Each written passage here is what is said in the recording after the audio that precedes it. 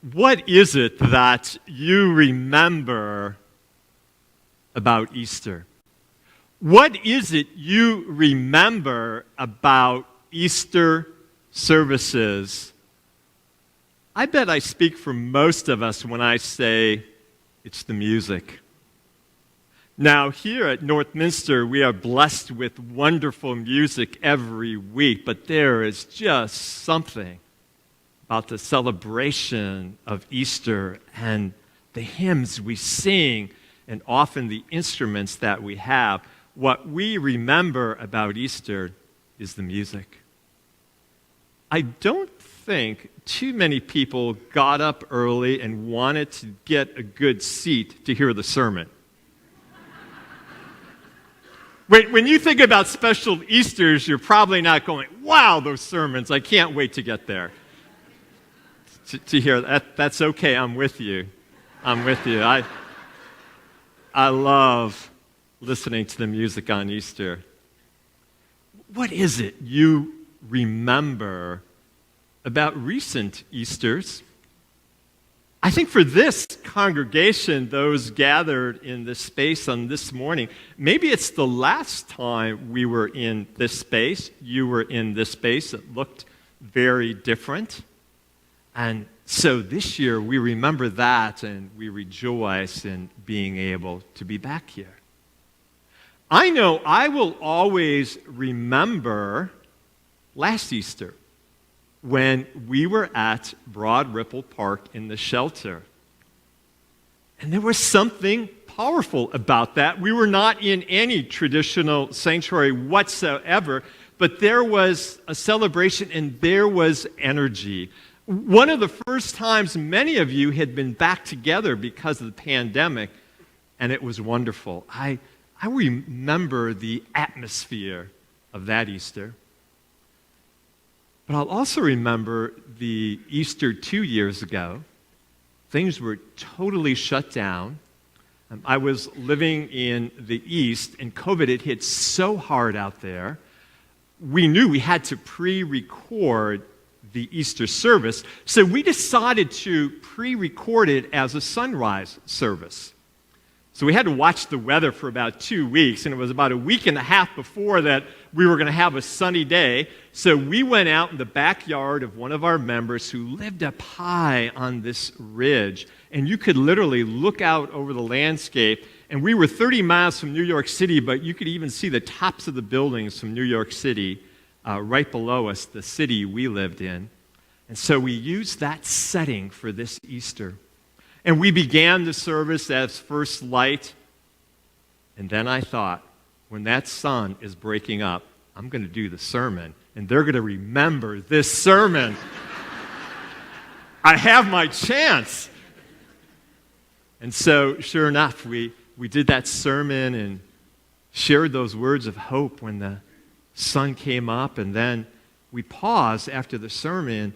And the four of us that were there doing this filming, we were all stunned and speechless because what we hadn't quite put together is the sun was rising directly over the local medical center.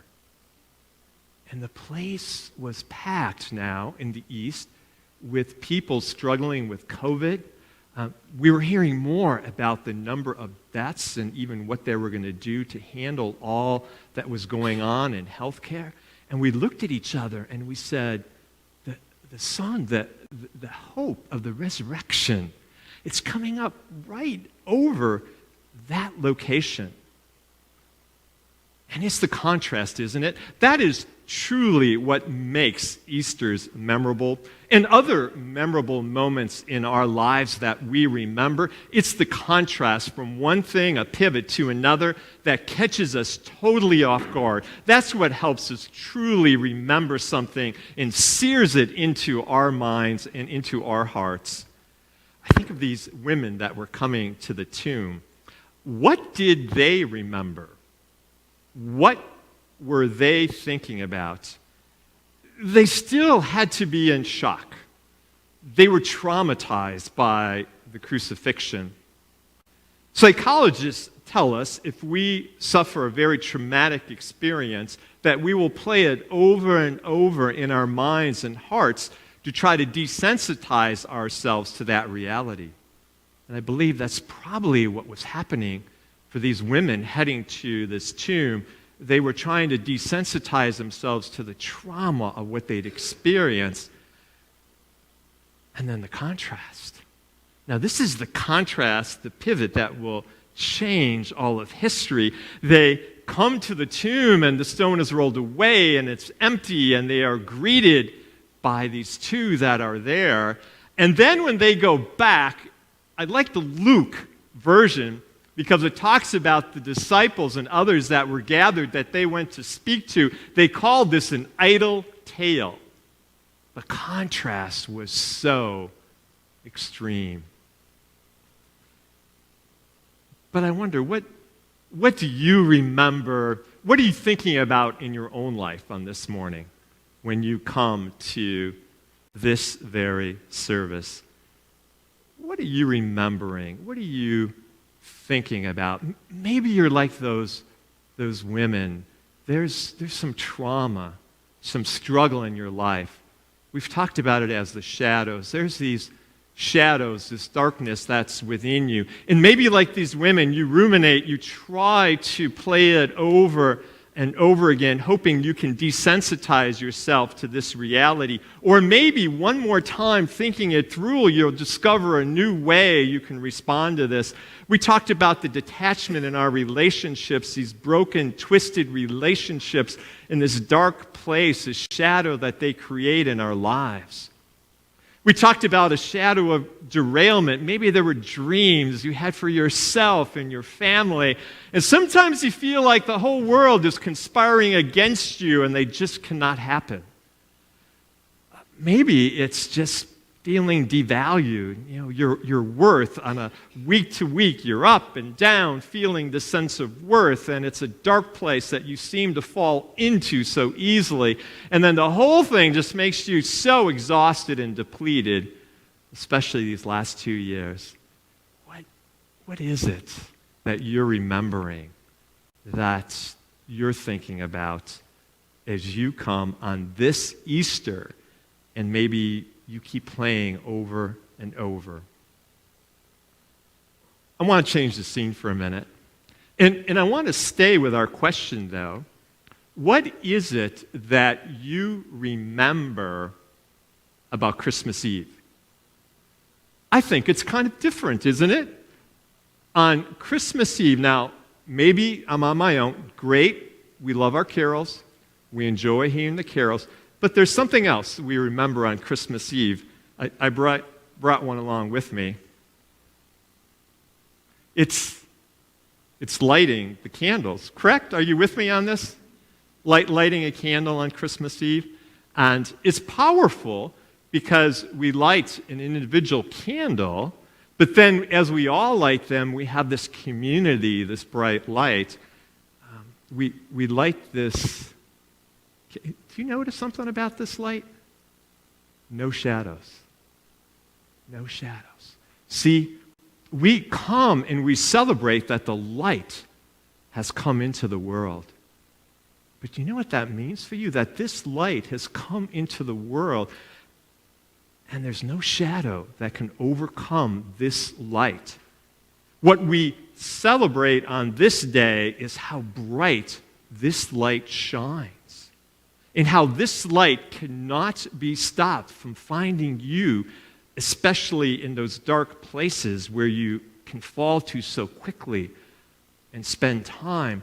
See, there's no shadows that can keep this light out, and that is what we celebrate on this day. The power that we first recognize with the coming of Christ is with us in a way that we can't even imagine. It's a contrast. I think of a play, and I want to say I'm not doing a commercial for this play because I found out after I had included this that this play is coming to Indianapolis. But it's called Dear Evan Hansen. Maybe some of you have heard of this play or even seen it. And the theme song is You Will Be Found. And it's written by Benji Pasquette and Justin Noble Paul. And as I know this song, it has this contrast in it. This very contrast we're talking about. And the fact that the light that has come, that light that you held possibly with no shadows, finds you in those darkest of places. Let me just read the refrain for you. Even when the dark comes crashing in, when you need a friend to carry you, and when you're broken on the ground, you will be found. So let the sun, now this is S-U-N, but we can do S-O-N.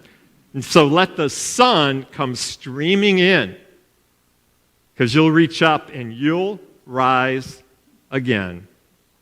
Lift your head and look around. You will be found. You will be found. And what it is that we need to remember, what it is we need to take with us and never forget, is that this light overcomes any of those shadows. And you are found to be that person you were created to be and to share this light. Christ is risen.